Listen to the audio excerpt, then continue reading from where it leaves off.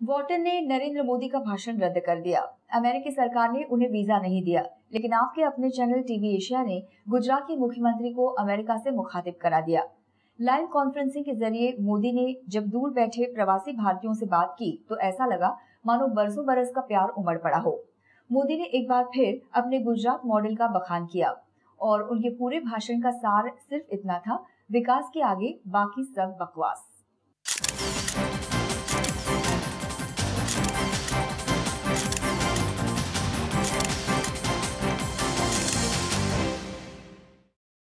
America में नमो नमो, ये वो लम्हा था जिसका इंतजार शायद सबसे ज्यादा खुद गुजरात के मुख्यमंत्री नरेंद्र मोदी को था।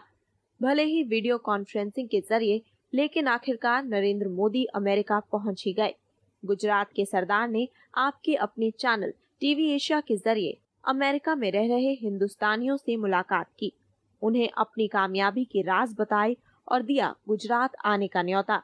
मोदी ने अमेरिका और कनाडा के कई शहरों में आबाद भारतीयों को संबोधित किया और धर्मनिरपेक्षता की नई परिभाषा पेश की, यानी सबसे पहले भारत। मेरी सेकुलरिज्म की डेफिनेशन बहुत सिंपल है, इंडिया फर्स्ट।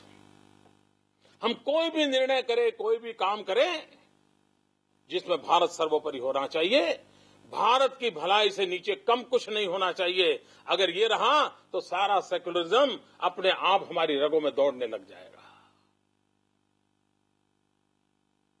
हम भारत का नुकसान कतई नहीं होने देंगे, न भारत की इज्जत का, न भारत की प्रतिष्ठा का, न भारत के सपनों का, न भारत के नौजवानों के भविष्य का। मोदी ने दी है धर्मनिरपेक्षता की नई परिभाषा, लेकिन अपने इस भाषण में मोदी ने 2002 के गुजरात दंगों का जिक्र नहीं किया, जबकि उनके दामन पर लगे दंगों के दाग की वजह से ही वो अक्सर आलोचना झेलते रहते हैं। अलबत्ता वो इतना जरूर बोले कि अगर सरकार विकास करती है तो जनता उसकी गलती को माफ कर देती है। अब उनकी गलती माफ हुई है या नहीं ये तो नहीं मालूम, लेकिन इतना जरूर पता है कि उन्होंने अपने सूबे का विकास तो खूब किया है, जिसका बखान करने से वो हमेशा की ही तरह इस बार भी बिल्कुल पीछे नहीं रहे। अपनी छवि को नई दिशा देते हुए मोदी ने अपने भाषण में जोर दिया सिर्फ गुजरात के विकास पर। ऐसे माहौल में जब चारों तरफ अंधेरा हो तो कहीं दूर सुदूर भी एक दिया जलता है तो उस पर ध्यान जाना बड़ा स्वाभाविक है। और ऐसे माहौल में गुजरात ने वो दिया जलाने का काम किया है, एक आशा का संचार पैदा करने का काम किया है। बहुत तेज गति से ऊपर उठा हिंदुस्तान 21वीं सदी के प्रारंभिक वर्षों में ही इस प्रकार से उसकी हालत हो जाए तो किसी को भी चिंता होने का स्वाभाविक था। और ऐसे समय गुजरात की विकास यात्रा की चर्चा देश और दुनिया में पहुंचने लगी। मोदी ने युवाओं के विकास पर जोरदार तरह से जोर दिया, क्योंकि भारत की कुल आबादी में युवा जनसंख्या 65% है और इन्हीं युवाओं के हाथ में है मोदी की तकदीर। अगले आम चुनाव में यही युवा तय करेंगे कि गुजरात का सरदार दिल्ली दरबार का हाकिम बनता है या नहीं।